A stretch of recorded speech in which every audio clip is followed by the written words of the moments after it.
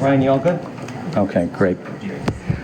Well, good evening, everybody. Thank you very much for coming out tonight for this forum. I have a presentation here thanks to the support of our project team.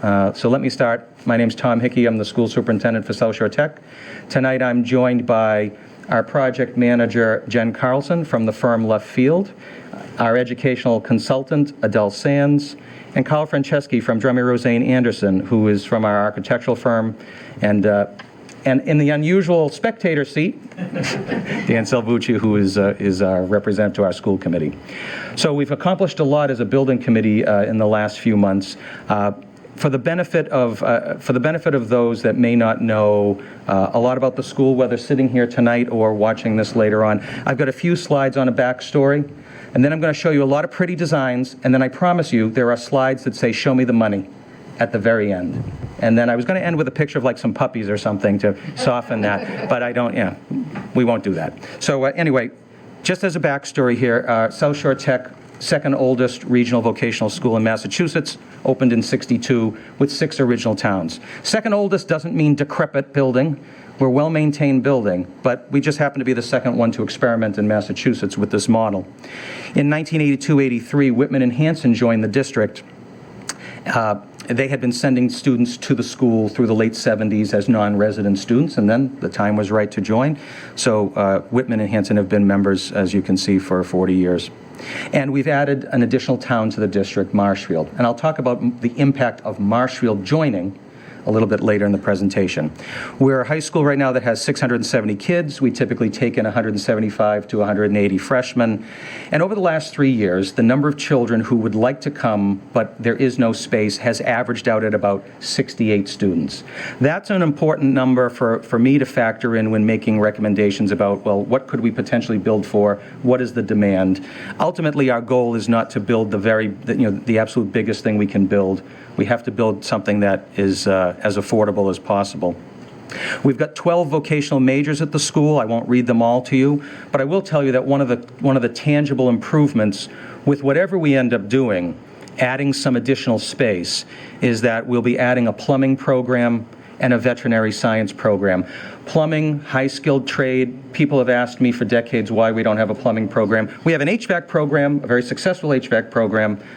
This will allow us to expand into a skilled trade that we currently don't offer.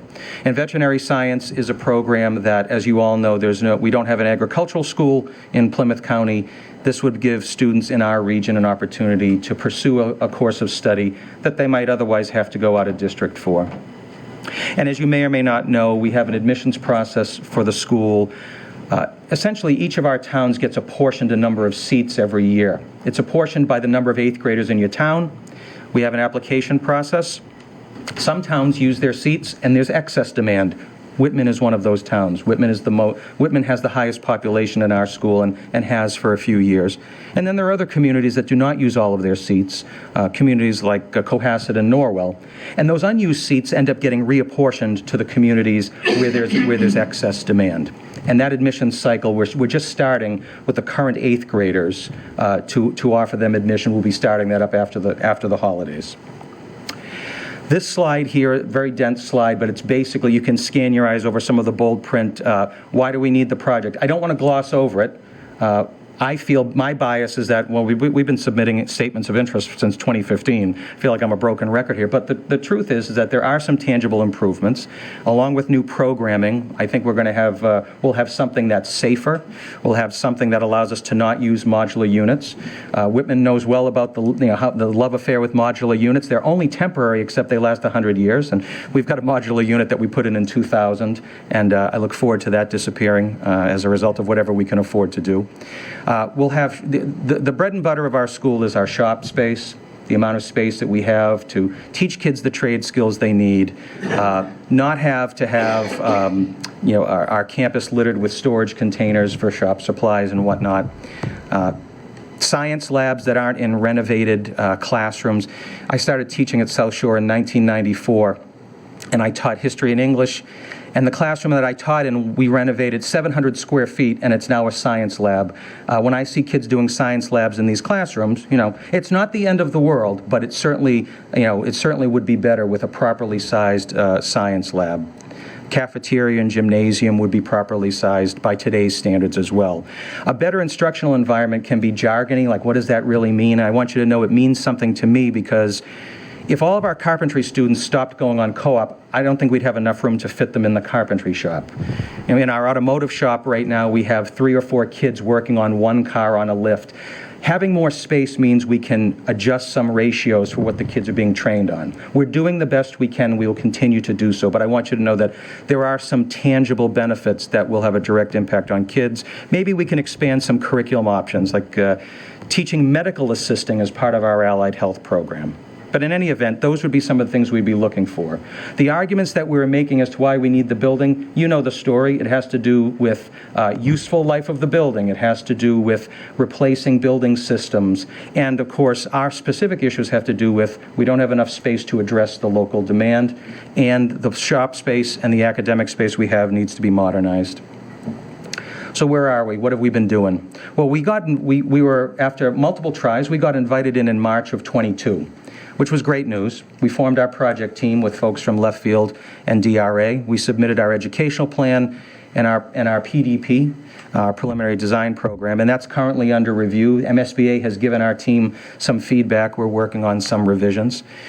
We had a gajillion options to study. We studied 5 different enrollments. The MSBA acknowledged that we weren't just going to build immediately for what we have, but that there was additional demand. And we looked at several different designs. So we've eliminated some designs and enrollments, and those designs and enrollments that have made it to the semifinals, I'll show you in just a minute what we've been able to narrow down. We're currently in the midst of the feasibility process, and we've got some homework assignments. Just today at 3 o'clock, we had a building committee meeting, and we accomplished some of these assignments here. So we looked at a bunch of site layouts for potential athletic fields, and we prioritized one of them. We opted to go with construction manager at risk as the model for taking the next step through feasibility, and if we're fortunate enough to get to construction, to approach it that way. We'll have a meeting on January 17th where we will get to look at revised project cost estimates. What I'll say to you later in the presentation is that we've got some numbers.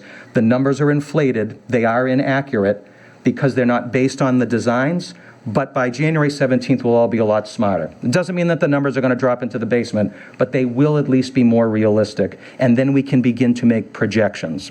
By the end of January, we as a building committee will make 2 decisions. Which design do we want to push forward, and what will the enrollment number be?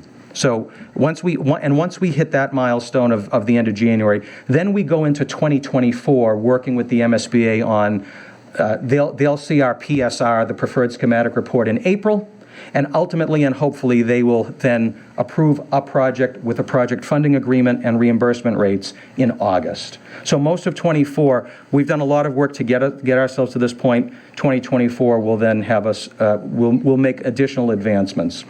I'll mention this later in the presentation, but this would all culminate with a ballot question going to voters in late January 2025. But I'll loop back to that if you'd like more information on that. What have we learned along the way? Construction is expensive. I don't need to tell an audience in Whitman that. Period. End of sentence. We're going to be smart and practical about what we're looking for. Again, we have to invest our dollars wisely, and they have to go into our shop setting. We know that the MSBA reimbursement rates have improved, but it's still not good enough, and certainly not good enough for vocational schools. Many of my colleagues who are in the pipeline, either a little bit ahead of South Shore or a little bit behind, are saying that vocational schools, just by their nature, are more expensive. But the MSBA does not have a separate reimbursement scale for vocational schools, where a lot of our instructional spaces are not traditional low-ceiling desk and row environments. But it is what it is. We'll continue to advocate with our legislative delegation in the hopes that they would be able to advocate for adjusted reimbursement rates. The more reimbursement from MSBA, the less demand at the local level. We've also learned what we already knew. We're on a small site. We have environmental limitations in wetlands, so this is the proverbial size 10 foot in the size 8 shoe, and something's got to give. But we're trying to be very strategic with whatever we do. One option, as part of the process, we've got to study an ad reno. That's where there's at least one design that includes demoing part of our 1962 building and then building something around it. That expense is likely to be at least as costly, if not more costly, than something that's new. The way that town debt is apportioned right now is doing a 3-year look back after the towns authorize it. And Marshfield will help with cost sharing. I'll speak to that in a moment, but the exact amount is not something voters would know when making an educated decision on the project, but it is likely to assist. It's just that Marshfield is just enrolling kids starting this fall.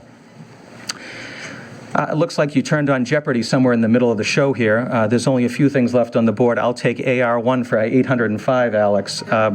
These are all the models we studied. We studied 5 designs down the left column and 5 enrollments across the top. Again, we're a school right now of 670. We have prioritized 2 enrollment numbers, 805 and 900. And we're looking at an ad reno and 2 options for new construction that we're calling 2.0 and 2.1. And what you see on this grid here are the relative square feet.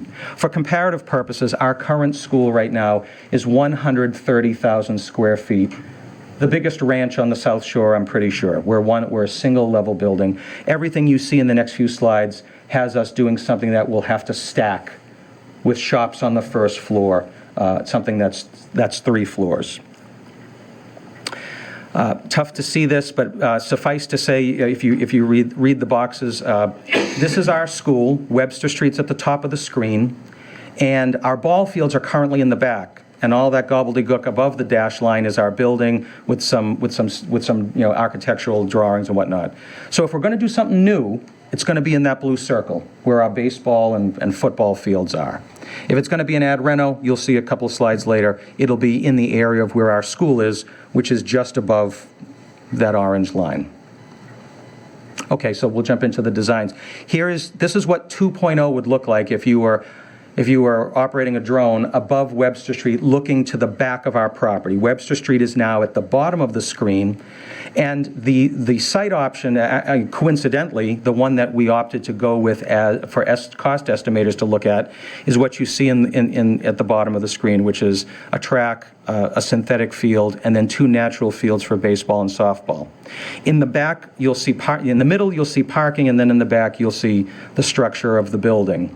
I'll show you a couple of other renderings that will give you a little more detail.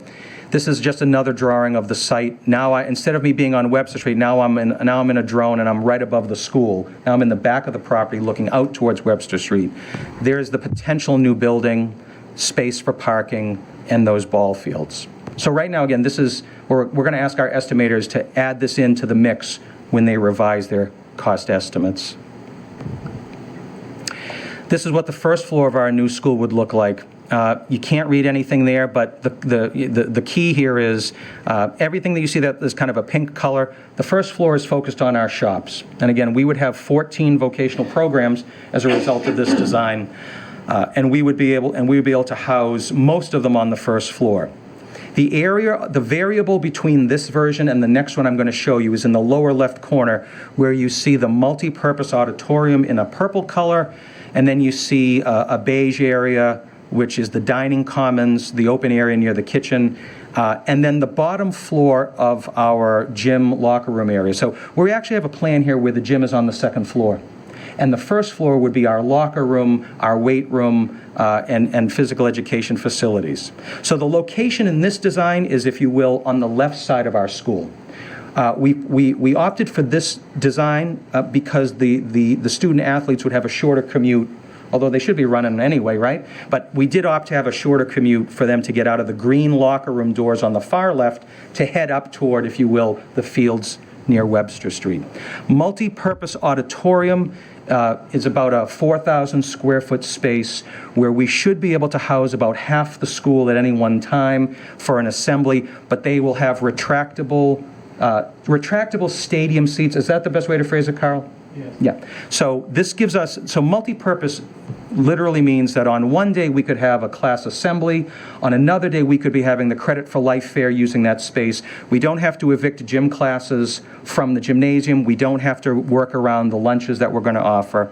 We could be, so we're attracted to this idea because the theme has to be that we've got to use every square foot that we're asking for. It's got to have a purpose, and if it can have more than one purpose, great. So having a dining commons near the multipurpose auditorium, that's the purple, right in the area of where the public is, would allow us also, as a high school that you know we're operating after 2:30 in the afternoon with our adult ed programs and other activities, having it in one area is definitely an important theme. This is, of the 3 floors I'll show you, this one probably has the most unique elements. The second floor, what you're seeing on the second floor, you'll notice some of it is blank. It's not that Carl ran out of time. It's that we've got some different roof lines, and so the second floor isn't as deep as the first floor. Remember, that first floor includes those shops that need high bays, so you're not going to put a second floor over it. But what you see color-coded here, the light blue are classrooms, the darker blue science labs, and then we have 3 of our shops that are low bay, that don't require high ceilings. Computer infotech, allied health, and graphics would be on the second floor. And on the third floor, again, a partial third floor, the Xed roof lines on the left are the roof of our multipurpose auditorium, the roof of our gymnasium, if you will, and then a sliver of the third floor. The shop on the third floor is our electrical shop. That is a high bay shop, but by putting it on the third floor, we can go back to having a higher bay and a handful of classrooms. All of the designs you're seeing here have been sketched out and put to scale based on the higher of the 2 enrollments we're studying. But if we end up going with the lower enrollment, these designs will fundamentally be the same. Shops will just be a little smaller. It'll just be about 20,000 square feet smaller in the aggregate. That's 2.0. I'll pick up the pace for this next one because a lot of it's going to look similar except for one substantive change. Again, I'm on Webster Street. I'm looking back at 2.1. All right, the design in the middle looks a little different. The roof lines look a little different, and that's because what we did was we have put, this is just another rendering, we have put the common areas, if you will, in the center of the school. So you can now see that the difference here is instead of it being on the left side of this drawing, it's in the center.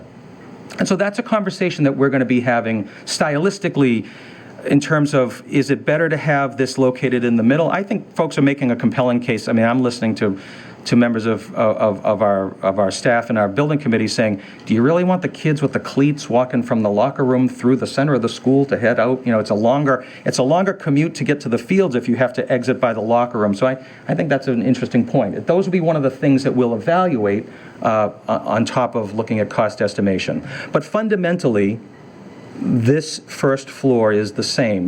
You'll see that in the front of our school, we would have the public-facing shops. There's our veterinary science program, cosmetology with our salon open to the public, and of course our culinary program with our restaurant. That would be our first floor, and then the concept would be the same for floors 2 and 3. Notice there's a different take on this, but there's our gym. It's on the second floor. It's next to the multipurpose auditorium, which has some limited seat access on a second floor as well, the way that that's designed. Our dining commons would be in the front, if you will, the front of the school. And while this drawing here doesn't show a shop, the plan going forward is that, again, the third floor here would house one of our shops. Why are we doing this?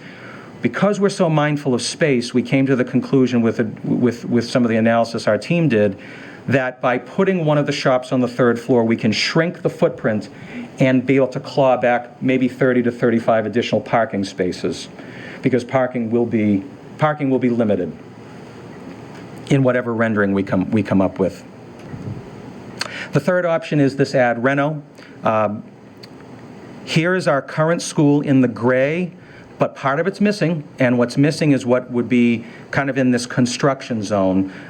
For those of you familiar with our school, what's missing here is essentially the front of the school running from our main office down our 100 wing hallway. And what we would do here is, and again, you know that an ad reno, the school is still functioning.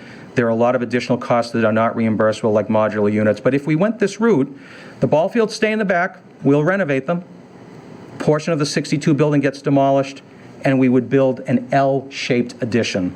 This rendering here only has 2 floors, but for anything that's either 805 or 900, we would have a 3rd floor.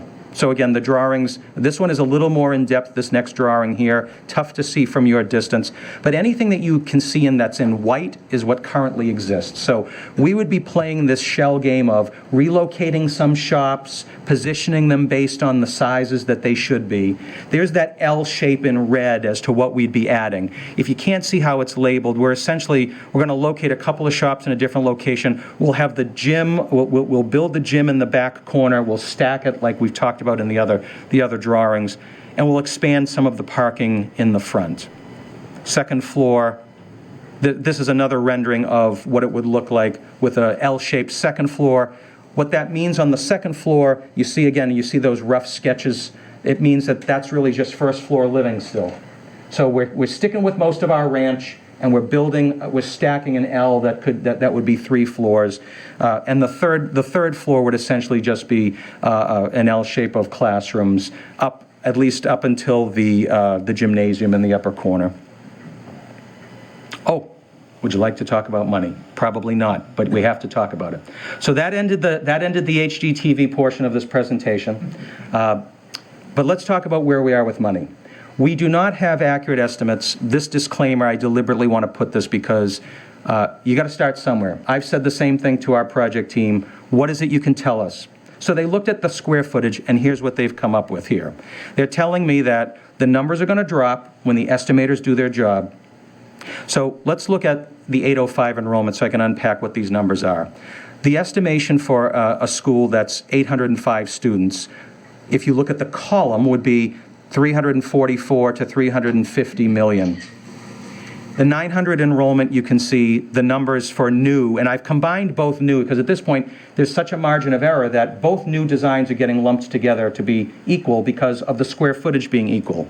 So you can look at the numbers. The reimbursement, now that's interesting because we've run it through the MSBA hasn't blessed this, but our folks know what they're doing, and so they can look at this inflated estimate. They can punch in what they think we'll get reimbursed for, and that settles in at about 30% of this very high number.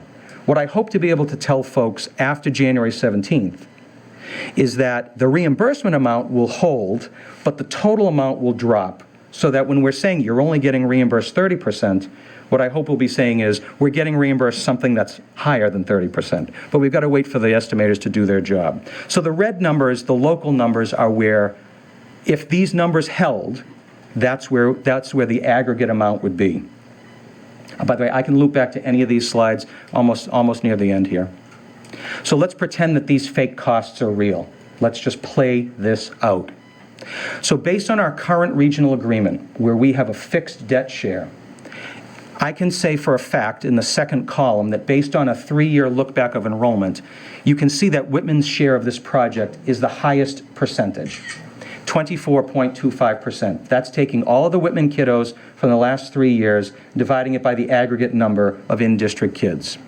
If I take those same fake numbers from the previous slide and I apply these percentages, you can see the range. It almost wasn't even worth me making 2 separate columns because the numbers are close together. But in summary, let's say this. If these fake numbers held, Whitman's share of these projects could be anywhere from $58 to $62 million.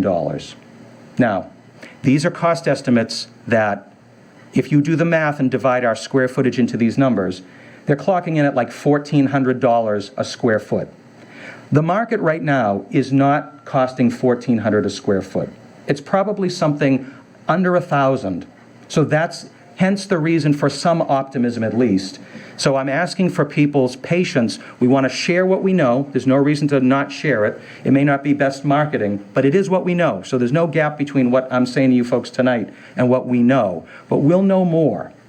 And then at least we can start having a conversation that's based on the 2.0 design has this price tag and the 2.1 has this, something that's a bit more refined. So that's essentially taking the fake numbers and running it through at least a process to say, whoa, These are the numbers. Let me stop here. Oh, no, let me just hit Marshfield, and then I'll loop back to money or design, whatever you'd like to talk about. What's the deal with Marshfield? When am I gonna get my haircut? How, and when am I gonna know? Because if you're bringing on another town, they're clearly gonna share in the debt. When will we know this, and when will we know how much? So the gray box on the side, I really am reluctant to read, but read directly from the slides, but if you indulge me, Marshfield will start paying a portion of a share of the project in fiscal '26. Which we anticipate will be the first year that we would start borrowing, a bond anticipation note. Marshfield's annual debt share will adjust with their enrollment as they add students, fiscals 20, that should have said 26, 27, 28, and 29. And then on October 1st of 2028, as we're preparing the fiscal 30 budget, Marshfield's debt share will be fixed. So to illustrate, if hypothetically Marshfield sends 20 kids a year, from fiscals 26 through 29. And if we assume that over that time period, we're going to be the same 670-ish school, that would equate to about 11.9% of the school enrollment. And that would translate to an 11.9% haircut for each of the towns. So when the voters from our towns go and weigh in on whether they can support this project, we cannot promise anything. We cannot promise anything. We can only track enrollment and offer suggestions, but we're not going to have a ton of data from this. But the haircut, if you ask me, well, what do I think, how realistic is 20? Marshfield will be our largest community. They have an 8th grade class of, I think, north of 250 kids. For comparative purposes, Whitman's 8th grade class right now is 174. Last year, Whitman's 8th grade class was 160. So I think that estimating, Marshfield will be apportioned about 31 seats. So if I went with a conservative 20, that's a model that says they're going to fill 20 seats, they'll probably give some back. But in any event, it will, if this project is successful, the actual depth of the cost sharing won't be known until a little bit later in the process. So one can assume it's going to trend in that direction, but we want to try to deal with facts as much as possible. That is not factual, but that is how this is structured. So if you were sitting here, and others can help me with the math on this, if you were to shave 12% off of all of these numbers for Whitman, that might turn that 24 and a quarter into 21 and change, something like that, over the next several years. But in any event, I do want to mention that there's also talk about the town of Pembroke being interested in joining. That right now, the MSBA acknowledged that Marshfield might be a member town. Pembroke joining is something that would be separate. I would caution my committee members, I would personally be saying we cannot make a decision based on another community joining. We can't do the I gladly pay you Tuesday for a hamburger today. These are the folks that are going to vote for this project. This is what they can afford. If we decide to bring in more communities that are not currently part of a regional vote later on, we'll bring them in knowing they'll eventually help with cost sharing. But those conversations are entirely separate from this. So I think that is my timeline. I think I hit most of this. Let me bring you down to January of 25. So. If we're successful with the MSBA approval in the summer, we'll go to a district-wide ballot, which means in all 9 towns on the same day during the same time window, there would be a single ballot question: do you support the project or not? If the aggregate number of voters says yes amongst all 9 towns, then the project is deemed approved. Each community then takes the next step of figuring out, well, how the heck am we paying for this? Which I can say with great confidence that if we got to that point, nearly all of my 9 communities would have to consider a debt exclusion for that. So we had a meeting with all of our town clerks today to talk about this process and what's involved, and at least to orient them to what the statute says about a district-wide ballot and what that means, knowing that we're getting into a presidential election cycle and the town clerks will have limited free time right after New Year's, so it was good to at least kick the conversation off. If we get through all of this, we're probably talking about a design phase that starts right after approval, construction from mid-26 through 28, and maybe for the 28-29 school year, we've got a completed building and a little bit longer for the fields. You're very patient letting me do that monologue. Now you must have some questions, so thanks for listening. How can I, oh, no, please. Thank you, Kathleen, but. Hi. Bob Kimball. I'm a very proponent of vocational education. I was on the school committee of a regional system. One question is, if we've got 24% of the students now, in 6 years into it, we drop down to 12%, we still have to carry the 24% of the debt. That's correct. Second question is, I assume that when Marshfield came into the system, they had to buy into the system. Where'd the money go? Yeah, so there are two answers to that. The agreement that was voted on was, first of all, that they paid a little under 18% of what our existing stabilization fund was, because we wanted to address the issue that 8 towns saved a bunch of money over 7 years to pay for this feasibility study. You've got to pay up. And that they totally got that. So they're paying in over a period of time about $400,000, which is about 18%. We worked on a number. We looked at some enrollment trends. So the first part of your answer is they had to pony up some money for stabilization. That brings their share of the piggy bank up to a point, which makes nobody feel like someone's using someone else's money, because a stabilization fund should be dropping costs for everybody.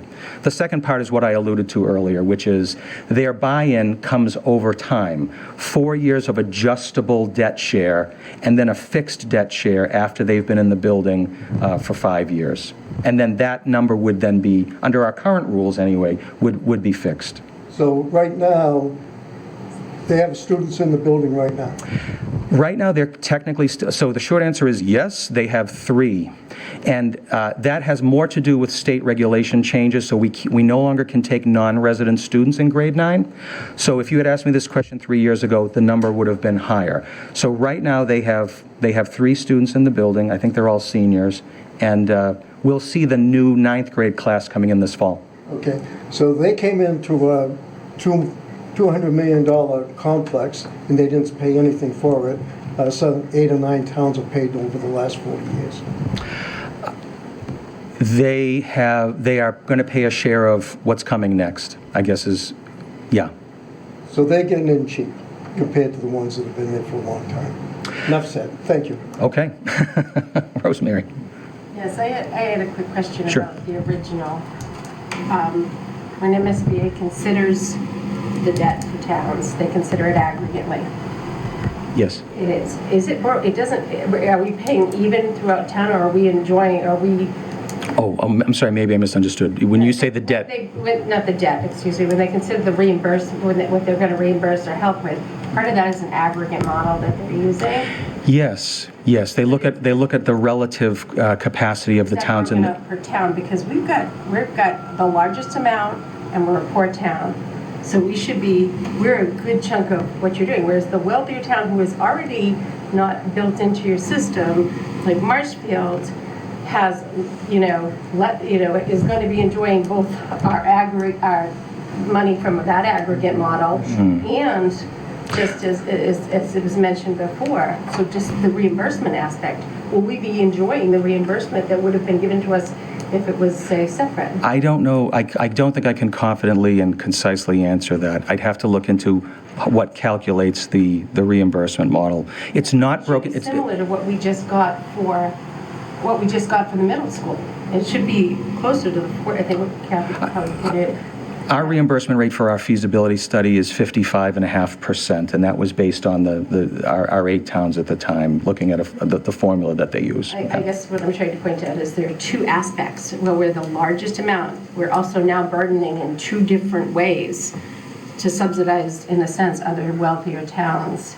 I'd like you to watch that and maybe relook at how we can sort of look at those numbers a little bit, because we do have this really big build with the middle school. We want to make sure, first of all, we want this.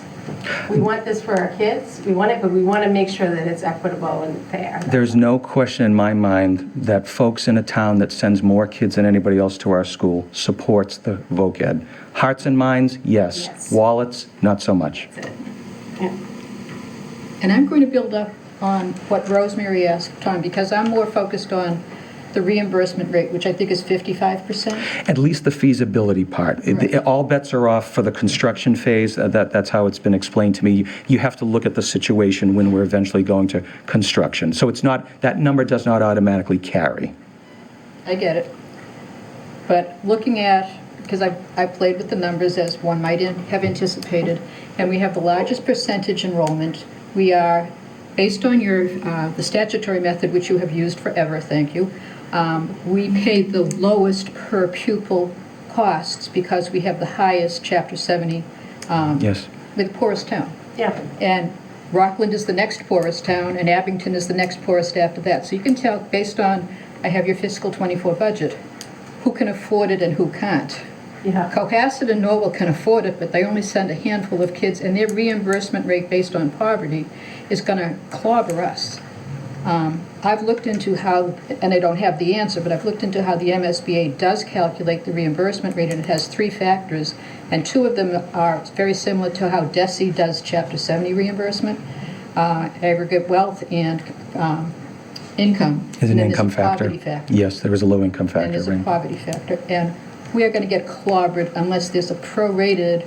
We are 24% of the students and 24% of the debt, so 24% of the reimbursement rate should be what Whitman would get by itself. And then Cohasset, if they're 11% of the debt and they have a significantly lower reimbursement rate, well, add it all up and divide by. Well, I think your It's gotta comment, Kathleen, along with what Rosemary's saying, is something that we can go back and get answers for. Because I think that's not something I could answer articulately. How do they make the sausage? Yeah. But how are we cutting it up? Yeah, we can get answers to that. That would be helpful. Do you have incentives also built into? At this early stage, it's certainly something that's being talked about. There are definitely incentives for maintenance plans and Maintenance lead plans. certification and Yeah. whatnot. But at this early stage, I can't say with confidence what we can guarantee would be baked into it. But it's on the project team's radar. And how much of your space is ineligible for reimbursement? Is it basically the difference between the $550 that the MSBA will reimburse you, and right now it's $1,400, but I'm pretty sure it'll go down. So better. is that the bulk of your ineligible reimbursement costs? I defer to the team on that. Does that make sense, Jen? I was gonna. Please, why don't you come up here? Yeah. I'm on the Whitman Middle School Building Committee, by the way, so I've got you're Talking the language. detailed awareness of how these things are Everyone done. here seems to have some good questions. You can tell you've been through this before very recently. So for the reimbursement rate, as you know, you start with that 55. What we've assumed in some of these early reimbursement considerations, we have added a little bit for a maintenance plan, for incentives, for the lead incentive as well. And on the ad renos, there's a little bit of a bump for keeping some of the existing building. So the bulk is kind of a bunch of different things. It is that 550 cap. I would say that's probably the bulk of it. Because I think the project team has been pretty conservative about staying close to the MSBA guidelines on square footage for spaces. So that's there's not really much to shave off of square footage of the building. So it really does come down to the MSBA caps, and it's not just the 550; it's other caps that are in there for various things. But unfortunately, that is the case. Yeah, but you've got to get that 55%, because that's your base reimbursement, and then the incentives just get added. So whatever you can do to increase the reimbursement from 55 to something more in line with what Whitman and/or Rockland and/or Abington would get if we alone were building the building, so that we're not taking a hit for the wealthier towns who only send a relative handful of kids and they can afford it, and we can't. Yeah. And we'll come back to you with the answers to those questions. And I love that you post everything on your website. The documents are incredibly informative. Thank you. Thank you for reading. Thank you, Jen, for posting all that stuff. Yes. I do want to Rosemary. compliment the having the agriculture. The kids are going so far to go to agricultural school, Right. and they're leaving their friends to have that component. I think is a really great addition. They're both economically viable. That's the number one question. Are there jobs at the end of it? So, thank you. Education. Yeah, we're looking forward to that if we can pull it off. Yeah. Other questions? John? I have several questions, so if anybody wants to follow up on one of my questions, some of them you've already answered. But first I'm going to start off with the total square footage of the two different designs. I've been following for a couple months now, and that square footage between the two buildings, 260,000 for one and 240,000 for the other, hasn't really changed much in any of your presentations. So my question is, in January 17th, I guess it's for you, will you have a more finite number of the square footage between the two different projects, the new builds? Because right now we're kind of guessing, so I'm assuming with an estimate, you're going to need precise square We footage. will, thanks for the question. The answer, I guess, is yes and no. Yes, we'll have a more finite number. We anticipate it's going to still be the same for the two options, because we're working off a program that calls for so many classrooms at such size, so many shops at certain square footage, and those same square footages programmatically are going to work for both buildings. There may be slightly more or less corridor space in one versus the other, but at this stage of design, our calculations are such that we assume that we're going to match the theoretical program for both of them. Okay. Because that's our obligation as designers, to make sure every classroom meets the sizes required, obviously that there are enough classrooms and so forth. So, okay, all right, well, I guess we'll see. So, yeah, so the square footage is not going to be a differentiator to the estimators. The configuration of the Between buildings. 2.1 and 2.0, the square footage. They'll look at the configuration of the buildings, the structural implications of that, and maybe the site, and that will be a differentiator. Okay. How much exterior wall there is versus the square footage and so forth. Thank you. Can I ask another one? Oh, it's All right, it's an open You chat. mentioned August 24 for your MSBA schematic design approval. And I've asked this question before and it's been answered, but I wanted to get it out there. You have 120 days from that timeframe to actually have the vote, and you guys are going to apply for an extension to get it to January 2025. I understand the town clerks not wanting to have this vote during the presidential election, but you're talking about probably 10 times more voters coming to the polls in November that would come to the polls in January. Why miss that opportunity? I mean, Whitman just had 2,000 people show up out of 11,000 for their own school. Probably get less than half of that in January, but we'll probably get triple that in November. Yeah. So it seems to me that as much as the town clerks are going to hate me, it would make much more sense to do it in November when you're going to get a much larger group of voters coming out in all the towns. It's not just going to be Whitman.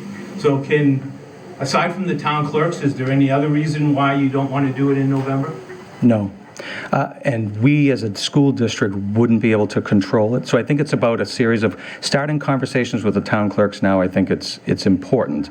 And providing feedback, like you just mentioned, John, is worthwhile. The early messaging that we got was what you've already summarized. When we could go to the voters, from my perspective, if in collaboration with our towns, we would go earlier. That so much of this is about timing. What projects have already been funded? Is there a presidential election? Sometimes the timing isn't ideal. But no, there's no statute. There's nothing on our end that we would. Our regional school committee doesn't have the power to tell the towns when to do it. So my colleagues who have done this in other schools are generally looking at building consensus from the folks that are running the local elections. But your point of view is you want to maximize the lowercase d democracy part of this. How can you get it closer to the presidential window? Yay or nay? That you just have more participation. More participation, you're going to have, just more. Probably half of the people that show up for that presidential election don't know anything about this project when they vote on it. Right. But still, they're going to look at it and see what is this, or maybe somebody will see it on the ballot and study more because it is the presidential But anyway. We have another meeting with the clerks. I'll pass along the feedback. Clerks are going to tell you that they don't want it on the presidential side. I'm just going to say, Mr. John Smith of Town X said, let's do it in November. I spoke to our clerks today, and they said, no, please don't do it. Jen, you want If to? I could just add, Yeah. we're not technically allowed to put it on a state or federal ballot, so you would have to run a separate. Second ballot, right. Yeah. And I assume you'd be able to do it in the same building and everything, but it would be. It's a second check-in, it's 2 check-ins, it's double the work for the clerks, I get it. It But I is. just wanted to clarify It that you is. can't just put it on the presidential No, I ballot, understand so that. somebody would have to. It's double the vote work for and the go. clerks, and they have to check him in twice, so everybody has to check in twice. But you're gonna get 6,000 people probably from Whitman instead of 1,000. All right, sorry. Good. No, don't be sorry. I have more, if anybody, okay.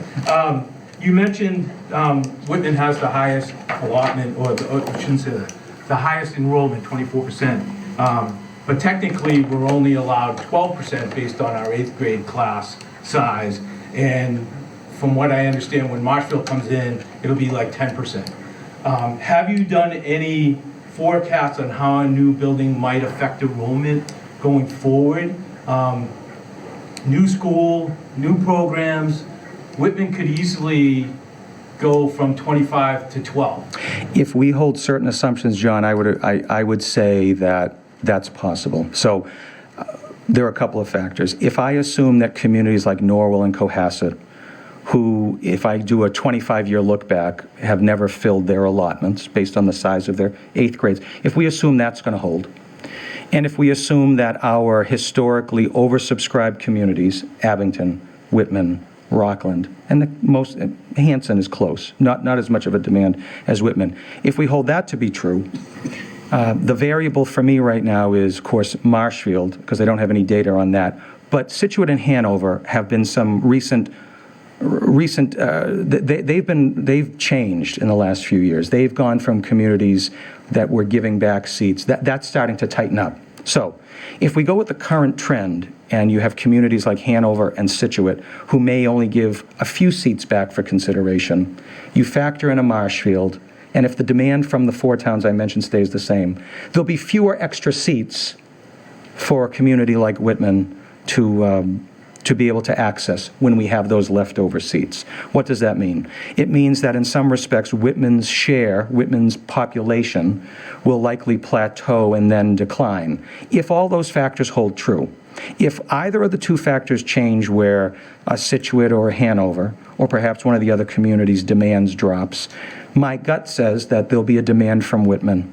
And so ultimately, if you're looking at a 24% share now, and the actual enrollment share, as you were saying earlier, could be less, that's entirely possible. Now, we'll know a little bit more, or I could feel a little more confident about that, if we go with the 805, probably more likely to be true, right? There'll be fewer, you scale up all the extra seats, you can address a little bit more of the waiting list, but if the interest and the demand stays the same, then I think that the enrollment share will plateau and then slightly drop. And that ultimately is the trade-off for, which one is, they're both expensive options. If we go with the lower enrollment, the dollar amount will be different, but the seat apportionment will be different. So I think the premise of what you're saying is fair. Okay. So that leads to my next question, which is already kind of been brought up once tonight. Enrollment is calculated by a 3-year rolling, so nothing's really going to change much between now and January 25th. We have one more class, and I've already heard there's like 100 students from Whitman wanting to go. We toured 100 students from Whitman Middle School. I ran one of the tours. It was fun. They were well behaved. It was great. So chances are our enrollment number is going to be 24% come January 25th, maybe even a little higher. Again, with the same variables, I think the one thing that will change will be if, again, Marshfield. So if Marshfield takes 20 seats, those were 20 seats that probably otherwise would have been cycled through Whitman, Abington, and Rockland. So maybe a slight haircut, maybe. But 23%. maybe, yeah, but not substantially different. Getting back to your fixed ratio. Okay, so currently right now, we're in another regional system, Whitman-Hanson. And every year, Whitman-Hanson gets on October 5th what their enrollment is. Whitman generally around 60%, Hanson's around 40%. It fluctuates. Right now it's 61%, whatever. Every year come spring, our debt calculations are based on that year's enrollment. So it changes ever slightly every year. Whatever the amount is gets put on the assessment. That's not going to happen with you guys. So come January 2025, we're at 23%. For 30 years, we're paying 23% of this. Even if our enrollment drops to 15, we're still paying 23%. And even if we want more students in there, but we can't because the other towns are taking it away from us. Right. Yes, The poor guy gets poorer and the rich get richer. if every town used their allotment, to John's point, Whitman's enrollment would be at that, that 10 to 12% number. That's right. So, last school committee meeting, I stood up in front of your school committee and made that comment and asked them to please review their regional agreement, because that's a regional agreement. That's in your regional agreement that was signed whenever that was done last. That might actually answer this MSBA reimbursement, because it's a regional agreement that is calculating what we pay for the debt, not based on MSBA reimbursement. The local share, correct. Local share. Correct. So that's a regional agreement, issue. I've asked your committee to review that, because honestly, for Whitman to get locked into 23% and we could possibly drop to 15, that's a deal breaker for me. I mean, I'm with Rosemary. I think you guys deserve this school, but if we're locked in at 24% and the school committee doesn't, you really only have a short time to do it. You need to do it by this spring's town meetings before it goes into effect. I mean, I guess you can do it later and change it. But to me, that's a deal breaker, and I really hope that your school committee will look into that and consider doing the way Whitman-Hanson does. Yeah, I've talked, and John, you summarized your points well. So I've definitely talked to our school committee chair about referring it to our regional planning subcommittee, and I'm also starting the process of reaching out to town administrators, canary in the coal mine, and asking for their feedback. And I think that where the conversation, as you've pointed out quite candidly, moving to something that is adjustable, whatever that formula might be, has the risk of going up or going down. And I think that ultimately, for me, if the community feels, if there's enough of a critical mass that says, yeah, we should do more of a pay-as-you-go. Let's talk about how, is it annually? Is it based on some other model? But I think at the end of the day, it'll come down to folks saying, how risk-averse do I feel about going from a fixed mortgage to something adjustable? But it could go down, but it could go up. But shouldn't it be pay-as-you-go? And then other logistical questions, and you answered one of my questions that I asked you about relative to a debt exclusion question, where if the voters in 2025 are given a share and a dollar amount based on the world we're living in right now, like, okay, this translates into this much, we put it into the calculator, there's the potential that that share in the aggregate, right, could go up. So given, just like, as you've pointed out to me, just like you live with right now with the sliding scale of the debt on the high school. I mean, Yeah, and you've lived with that forever. You've lived with it's 60.1, it's 59 point, and those dollars shift, but does get calibrated. And so for me, what I think the idea deserves to be looked at personally. And so those are the two ways that I'm approaching it: asking that it be referred to a subcommittee, and then also talking to the folks who are in our district communities, or just informally saying, look, if you had a model where you thought this debt was fixed, like it or lump it, it's this amount. Of course, it'll drop depending on is it level payments, level whatever.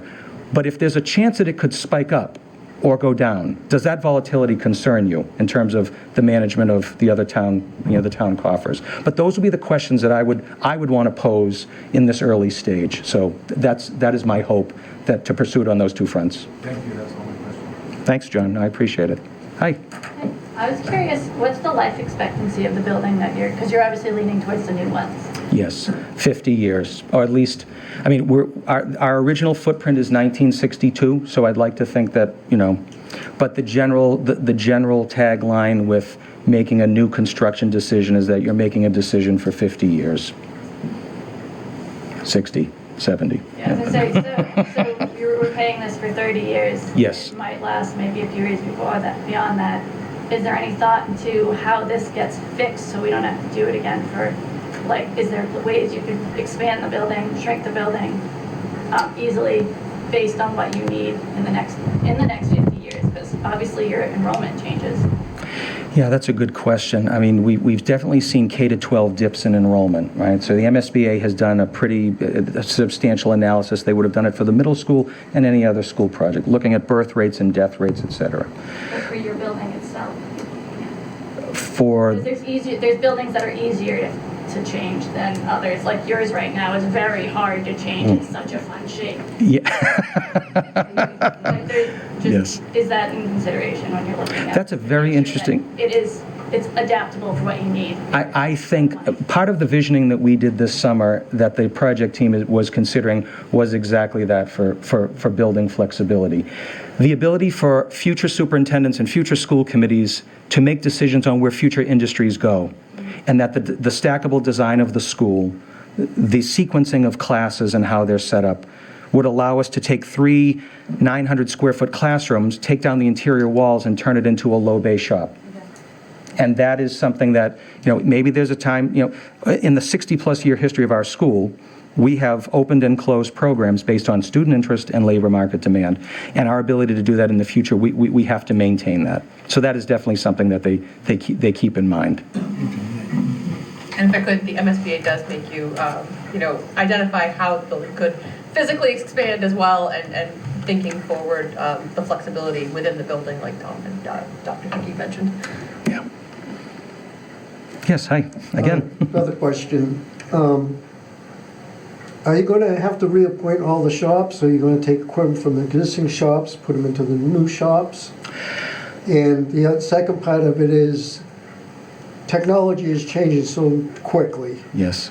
That can you get some people to sponsor shops so you don't have to build them out with the equipment? Yeah. In our ad reno model that we showed, that L-shaped, we play musical chairs with some of the shops.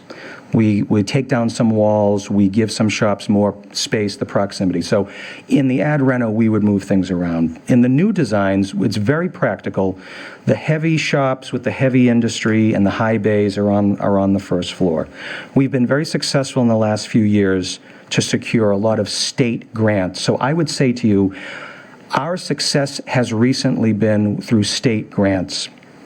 I feel good that when we get to the point that we talk about furnishing whatever we're going to be able to go into, if we're lucky to do that, that so much of what we're procuring now and in the last few years will migrate. Our machine shop, which we call manufacturing, engineering, tech, is probably the best example. If you walked into that 3,000 square foot shop, which really should be 6,000 square feet to spread the machines out, there's not a piece of equipment in there that's more than 5 years old. And I can remember just in my 13 years as superintendent, saying goodbye to World War II vintage lathes. So these things can last if they're built. But I'm just happy to say that as we're factoring in all the non-reimbursable equipment numbers that go above the FFE numbers, we're going to have a lot of recent equipment that we should be able to migrate. Sponsorship is a great idea. It's uncharted territory for us. We do get small donations, there's no question about it, on the supply level. And they do offer educational discounts for some of our vendors when we're buying larger equipment for our metal fab welding shop or our machine shop. We've enjoyed some educational discounts, but probably not enough to write home about. The name of the game is that if we continue to show the state that we're a player in workforce development, night school, underemployed and unemployed adults. I see, whether it was the Baker administration or the Healy administration or the Patrick administration, there seems to be a trend that says these jobs are not being filled. A lot of industries are graying out with retirements. It's not about industries growing, it's about there are not enough people to fill these jobs. I think that we will be able to leverage our position in the region. So what am I saying? If you're going to give us $1 million for equipment for night school, guess what? We're using it during the day. And that's money that we're not putting into our capital budget to ask the local taxpayers to purchase. I can't think of the last time, fortunately, that I've had to build capital money into a budget for a piece of equipment short of propane buses, but shop-specific stuff, we've been very fortunate. I'd like to think that's going to continue. We're going to have to stretch out the life of some of this equipment. But right now, we're in a very good spot equipment-wise. I'm bringing a budget proposal next week to the school committee that includes no capital expenses other than replacing our bus fleet. So for 12 shops, all of our capital needs are covered. I don't see a capital need, maybe one thing in fiscal '26. So we're in good shape right now. Kathleen. So I have a question about the enrollment decision, because I know that the MSBA and Whitman-Hanson Regional School District went back and forth negotiating the 5 through 8 versus 6 through 8 enrollment numbers. Yeah. How much influence will the MSBA have in telling you we'll fund 805 or we'll fund 900? The MSBA committed to us. They asked us to study from 645 to 975. Both of those numbers are in play. If we as a building committee bring 805, if we as a building committee bring 900, that's within the bounds. I wouldn't see any, there's no deeper conversation. They've already given us the range. Yeah, and the grade configuration, of course, isn't something we would have to get into. So yeah, either of those numbers are viable. Okay. Yeah. Other questions? Tom? Yeah. Nobody else wants to speak, I will. Please, yes. I have one question. Do you think Oh, sorry. That's fine. vocational is getting bigger and bigger? I see the government and talk about it. Do you think somewhere down the line that they'll start investing more money in vocational ed for reimbursement of buildings and stuff? I happen to be a Norfolk Aggie grad, and I'm on the board up there. So we're doing the same thing right now, looking at buildings and cafeterias and stuff. And we're just hoping that we see a change. You see a change coming into that? I do not see a change at the federal level. I suppose some federal dollars trickle down, certainly. We get a Perkins grant, so does Norfolk Aggie, right? It's $125,000 a year. I use it to fund a portion of a couple of teacher salaries, and when I can put them on the budget, I will, and then I'm trying to fund some of that fresh equipment. 125 grand, it's a modest amount.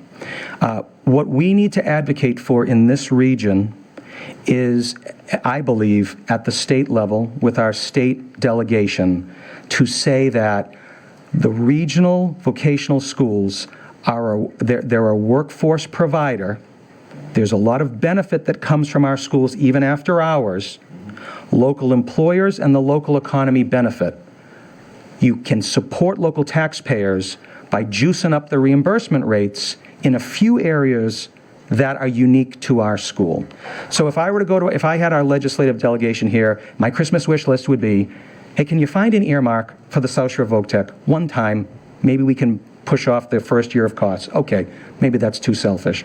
But at the very least, systemically, we should not be reimbursed as a regular high school, period. There should be certain categories where our reimbursement rates are higher. That would be a game changer.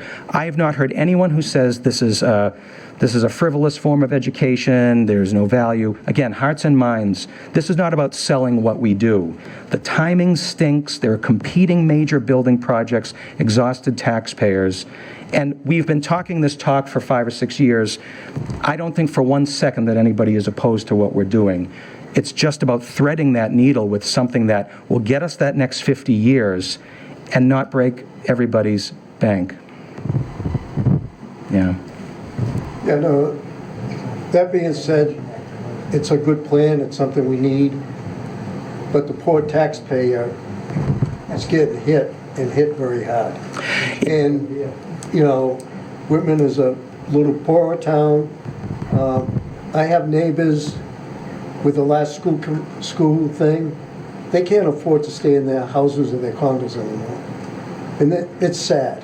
If you look in the local paper, there's always a foreclosure. And it's not just the poor part of town, it's the rich part of town.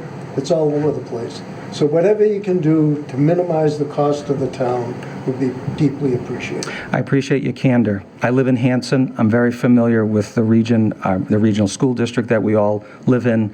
And I was saying just before we started, that, if we are able to pitch this project, although from an aggregate point of view, a level principal payment makes sense, if we're the second or third big project to come in front of our heavy-duty towns, the ones that are bearing a larger share of this cost, well, it might be, I would be asking our school committee to seriously consider taking feedback, because a level payment model where there's more interest and less principal and spreading it out, it'll cost more over the life of it, but the annual payments up front, we can't be tone deaf. Mathematically, it's always better to do level principal. You're paying less over 30 years. There is no question about it.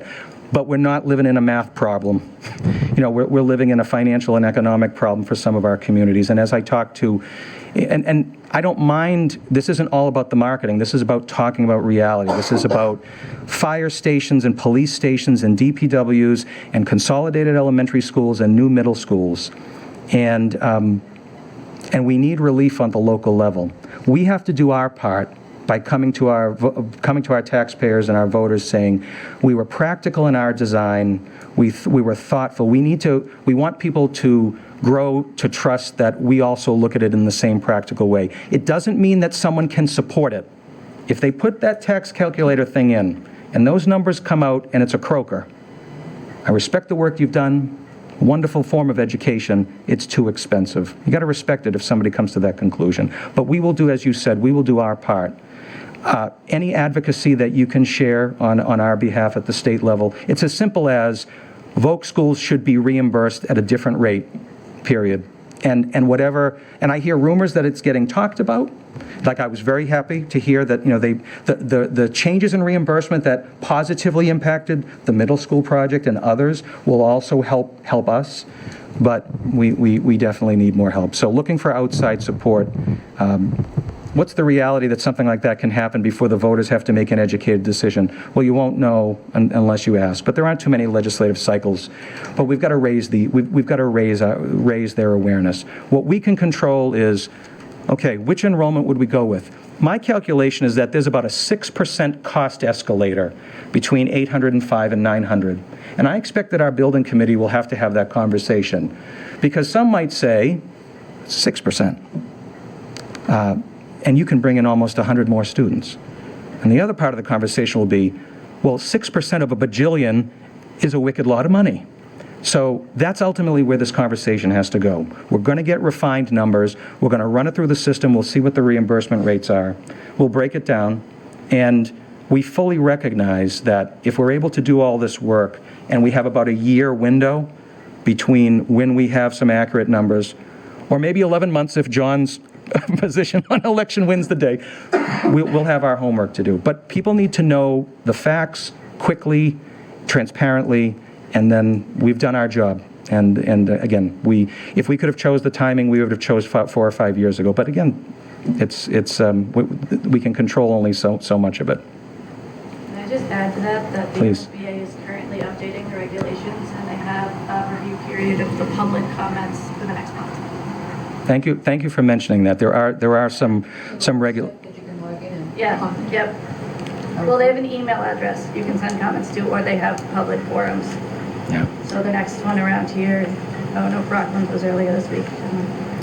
The other angle that I think we as a school could look at, and it's not about an earmark, but more seriously, I suppose, it's looking for workforce development funding.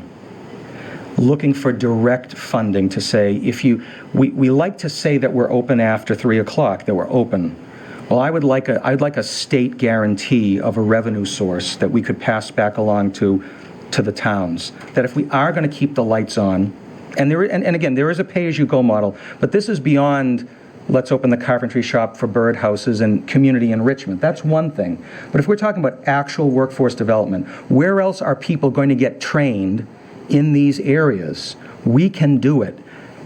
Show us some money that we can pass back along to the folks that are paying the bill for the high schoolers that are using it during the day. That might be an angle that we could explore and seek out, and advocate for.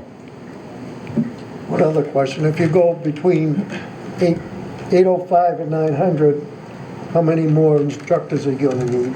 And that's gonna I would. be your base budget. Yes, that is something that I've calculated down to the bus driver.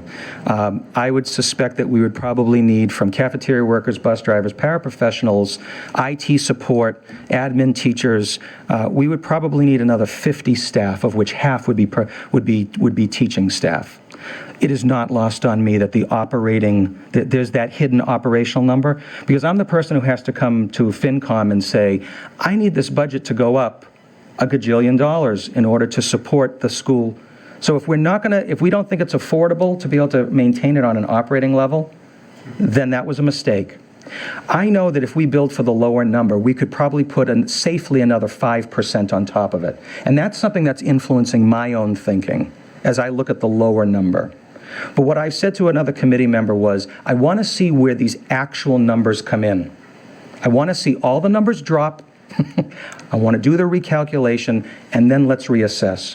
But yes, the operating costs from fiscal 2030 through fiscal 2033 would be, we'd have to hire staff in fiscal 30 and then again in 32, because we run on an alternating week cycle. So that first freshman class, okay, I can't mostly likely not hire half a math teacher, so I could hire a bunch of staff. And then after 2 cohorts of kids are in the building, then when there are 3 cohorts in the building, then I'm doubling the numbers, right? So how many teachers would you? I think 25. I could get you a more accurate answer, but probably if I have to round out, I'm doubling the size of the school. I'm adding 4 custodians on day 1, right?